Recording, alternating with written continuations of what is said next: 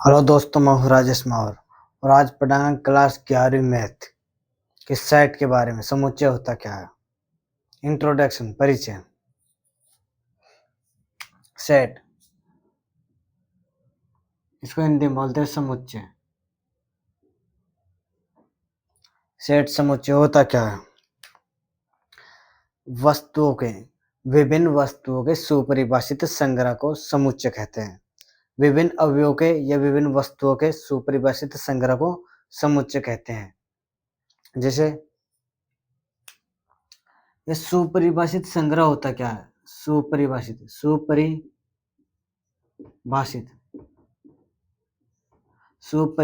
संग्रह,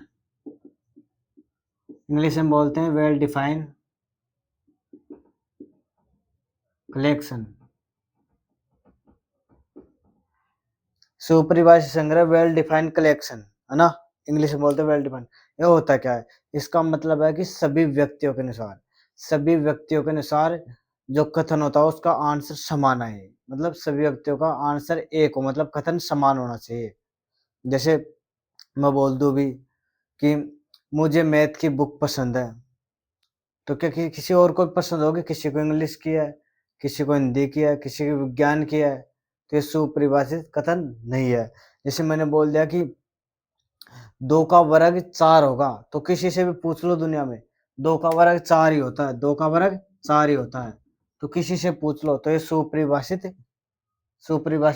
संग्रह है।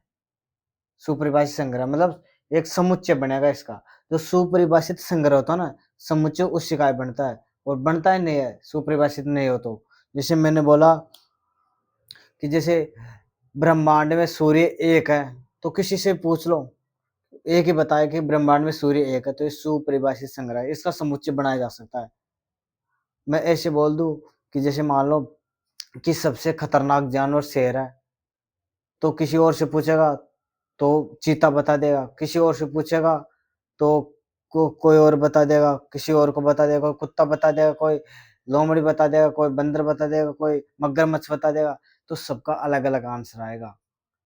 तो वो सुपरिभाषित संग्रह नहीं है, उसका समुच्चय नहीं बनाया जा सकता। जो कथन सुपरिभाषित होगा उसी का ही सेट बनाया जाता है, समुच्चय बनाया जाता है। और एग्जाम्पल लेते हैं, जैसे मान लो कि हमारे भारत में कितने राज्य है? मान लो 28 है, 28 राज्य है, तो किसी से भी पूछ लो, 28 होंगे तो 28 बताएंगे, 29 होंगे तो 29, किसी से भी पूछ लो। तो ये सुपरिभाषित संग्रह है। सुपरिभाषित संग्रह तो ऐसा संग्रह जो सभी व्यक्तियों के आंसर समान है, मतलब तो उसको समुच्चय में लिख सकते हैं। जैसे मान लो कि मैंने बोल दिया अंग्रेजी वर्णमाला के एक स्वर, अंग्रेजी वर्णमाला का एक स्वर, अंग्रेजी वर्णमाला का एक स्वर, अंग्रेजी वर्णमाला का एक स्वर क्या होते हैं? ए, ई, आई, ओ, यू, है ना? ए, ई, आई, ओ, यू। तो किसी से भी पूछ लो अंग्रेजी वर्णमाला के स्वर क्या होते हैं भाई? वोवल्स, इंग्लिश में बोलते हैं होते क्या है? तो यही बताएंगे ए, ई, आई, ओ, यू होते हैं। ए, ई, आई, ओ, यू कोई से भी पूछ लो तो ये सुपरिभाषित है। इसको समुच्चय में लिख सकते हैं, मैं पूछूं किसी से कि आपका फेवरेट हीरो कौन है, तो कोई बोला सलमान खान, कोई बोला सन्नी देओल, कोई बोला बॉबी देओल, कोई बोला अजय देवगन। तो ये सुपरिभाषित नहीं है, सबका अलग अलग आंसर आ रहा है, कथन अलग अलग, इसको सेट में नहीं लिखा जा सकता।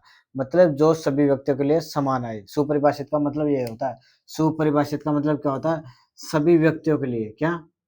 सभी व्यक्तियों के लिए, सभी व्यक्तियों के लिए, सभी व्यक्तियों के लिए कथन समान हो, कथन समान हो, है ना? सभी व्यक्तियों के लिए कथन समान हो, उसी को सुपरिभाषित बोलते हैं। और सुपरिभाषित का ही समुच्चय बनाया जाता है, और सुपरिभाषित का ही समुच्चय बनाया जाता है। सुपरिभाषित कथन का ना, सुपरिभाषित सुपरिभाषित कथन या सुपरिभाषित संग्रह, मान लो सुपरिभाषित संग्रह ना, सुपरिभाषित संग्रह का ही समुच्चय बनाया जाता है, सेट। सुपरिभाषित संग्रह का ही समुच्चय, अन्यथा बनता है नहीं, है ना? मतलब सभी व्यक्तियों का आंसर समान है, चाहे किसी से भी कुछ भी पूछ लो भाई, ब्रह्मांड, पृथ्वी एक है, चंद्रमा एक है, किसी से पूछ लो तो सुपरिभाषित संग्रह है ना। जैसे पूछ लो पृथ्वी से सूर्य की कुल दूरी कितनी है, 15 करोड़ किलोमीटर, तो किसी से पूछ लो है ना, 14 करोड़ चिन्ह में ला के 15 करोड़ तो सभी समान बताएंगे, तो सुपरिभाषित है। जैसे अभी किसी से पूछोगे आपकी ऑक्सीजन, वायुमंडल में ऑक्सीजन कितने परसेंट है, पृथ्वी पर ऑक्सीजन कितने परसेंट है, तो 21%, तो ये भी सुपरिभाषित है। जैसे ऐसे पूछोगे कि आपकी फेवरेट आपकी फेवरेट मिठाई कौन सी है, मान लो फेवरेट मिठाई कौन सी है, तो कोई तो बताए गुलाब जामुन, कोई बताए खीरमोहन, कोई बताए जलेबी, तो ये सुपरिभाषित नहीं, मतलब कोई सा भी कथन हो, कथन कोई सा भी हो सकता है। जो सुपरिभाषित मतलब सभी व्यक्तियों के लिए समान आए, तो सुपरिभाषित, सुपरिभाषित को समुच्चय में लिख सकते हैं, सेट बनाया जा सकता है, यह है और कुछ नहीं है। तो आगे स्टार्ट करते हैं, आगे चलते हैं।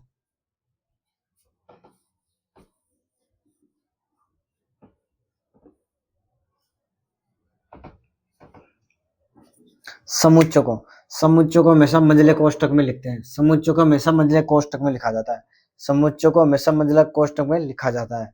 3 कोष्ठक होते हैं, ओपन इंटरवल, क्लोज इंटरवल, है ना, समवर्तंत्राल, विवर्तंत्राल और एक मंझला कोष्ठक है ना।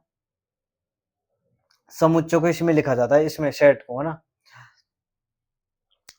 पहली बात कि सेट को हमेशा, समुच्चय को हमेशा वर्णमाला के, अंग्रेजी वर्णमाला होता है ना एबीसीडी, उसके कैपिटल अक्षरों से दर्शाते हैं।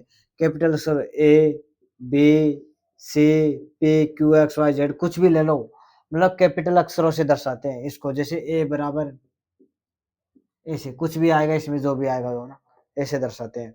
बी बराबर, सी बराबर, और जो समुच्चय के अंदर आएगा वो स्मॉल आएगा, वर्णमाला के स्मॉल अक्षर, जैसे ए, ई, आई, ओ, यू, ऐसे, है ना। तो इनको तो बोलते हैं अवयव, इनको तो बोलते हैं अवयव, और जो होते हैं बाहर, ये बोलते हैं सेट। सेट ए में कितने अवयव है, ए, ई, आई, ओ, यू, 5 अवयव है, 5 अवयव है ना, एलिमेंट्स, 5 एलिमेंट्स है।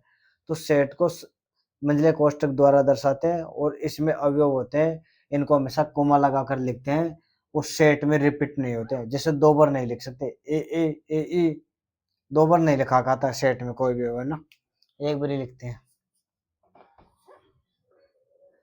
सेट में अवयव को एक बार ही लिखा जाता है। जैसे मान लो एक ए सेट है, सेट को मंझले कोष्ठक से लिखते हैं, मंझले कोष्ठक से लिखते हैं, और 1 2 3 4 5, इसमें रिपीट नहीं होता। रिपीट का मतलब कि ऐसे नहीं कि 2 बार 2 आ गए, ऐसे नहीं हो सकता, एक बार आएगा, दो एक बार आता है, और कोमा लगा लगा के लिखते हैं, कोमा लगा लगा के लिखते हैं, मंझले कोष्ठक में कोमा लगा लगा लिखते हैं, अवयव को कोमा लगा के ना। सेट ए के अवयव कैपिटल से लिखते हैं, जैसे मान लो सेट बी हो सकता है, ए कोमा बी कोमा सी, ये अवयव होते हैं अंदर, जिसको कोमा लगा लगा के लिखते हैं, और मंझले कोष्ठक में लिखा जाता है सेट को। ठीक है, अब बात रही कि सेट एक होता है, ऐसे लिख ही देते हैं, मतलब समुच्चय, समुच्चय के ऐसे भी लिखते हैं।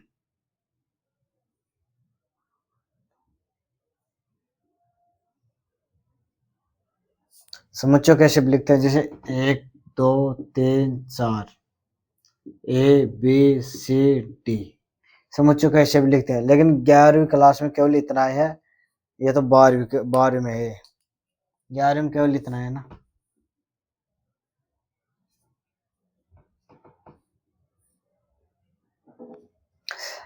इसमें दो, समुच्चय का 2 रूप होते हैं, रोस्टर रूप और एक होता है समुच्चय निर्माण रूप, एक होता है रोस्टर रूप, रोस्टर फॉर्म क्या होता है, रोस्टर फॉर्म, है ना, रोस्टर फॉर्म होता है, रोस्टर फॉर्म, इसको बोलते हैं सारणीबद्ध रूप, सारणीबद्ध रूप, सारणीबद्ध रूप, और एक होता है set builder form, set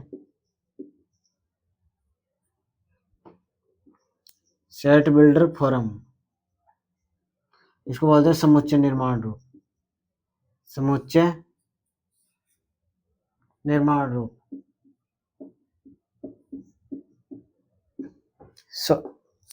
roster रूप क्या होता है? रोस्टर रूप होता है जैसे 1 2 3 4 5, ये तो रोस्टर रूप है ऐसे। इसको बोलते हैं सारणीबद्ध रूप, रोस्टर रूप है ना। यह सेट बिल्डर रूप समझना। इसको कैसे लिखेंगे? इसको लिखेंगे, इनको कोई एक अवयव मान लेते हैं, कोई भी एक अवयव मान लेते हैं इनको ना, माना कि x, कोई भी एक अवयव मान लिया, x मान लिया भाई, एक अवयव मान लिया x, तो x सच डेट, इन दो बिंदु को बोलते हैं सच डेट। या तो दो बिंदु लगा लो या फिर इनकी जगह ऐसे लगा लो, एक ही बात है। या तो दो बिंदु लगा लो या फिर ऐसे लगा लो, एक ही बात है, कोई गलत नहीं है ना। एक्स सच डेट का मतलब होता है इस प्रकार, सच डेट, सच डेट, इसको बोलते हैं सच डेट। एक्स सच डेट, एक्स इस प्रकार है, किस प्रकार है कि 1 2 3 4 5 प्राकृत संख्या है, ये प्राकृत संख्या है, प्राकृत संख्या है ना। तो x belongs to capital N, x belongs to capital N है ना, x belongs to capital N. और कहाँ तक है? एक्स 6 से छोटा है, एक्स 6 से छोटा है। ऐसे लिख सकते, समुच्चय निर्माण रूप में ऐसे लिखते हैं, x belongs to capital N, capital N है ना, क्योंकि प्राकृत संख्या का समुच्चय होता है कैपिटल एन। तो कैपिटल एन और एक्स का मान कहाँ तक है? 6 से छोटा है, 1 2 3 4 5 है ना। या तो ऐसे लिख लो या फिर ऐसे लिख लो इसको, एक्स सच डेट, एक्स एक प्राकृत संख्या है, एक्स एक प्राकृत संख्या है, एक्स एक प्राकृत संख्या है, एक्स एक प्राकृत संख्या है, जहां एक्स लेस देन 6। भाई एक्स 6 से छोटा है, एक प्राकृत संख्या है लेकिन एक्स 6 से छोटा है, मतलब 1 2 3 4 5, क्योंकि प्राकृत एक से स्टार्ट होती है ना। तो यह तो होगा सेट बिल्डर फॉर्म, समुच्चय निर्माण रूप, या रोस्टर फॉर्म, इस प्रकार है ना।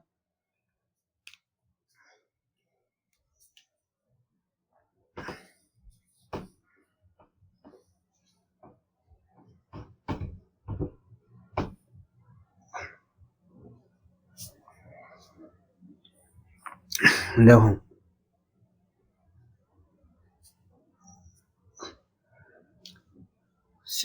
समुच्चय निर्माण, समुच्चय निर्माण रोस्टर रूप हो गया, समुच्चय निर्माण रोस्टर रूप हो गया। अब